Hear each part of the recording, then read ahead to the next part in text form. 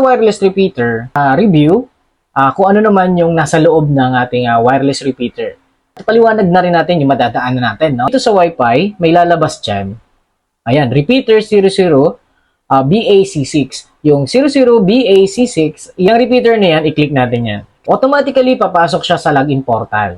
Login, syempre. Login tayo. Click repeater mode, tsaka AP mode settings. Okay, dito sa AP mode settings, naka-wired siya. Okay? Sabihin, may LAN cable na gagamitin. Hindi natin i-next dyan sa AP mode settings. Dito tayo mag-next sa repeater mode setting. I-next natin yung repeater mode settings. Click mo Wi-Fi home, ilalagin mo dyan yung password ng Wi-Fi home, no? Wi-Fi nyo yung Wi-Fi home, i-click nyo dyan yung password ng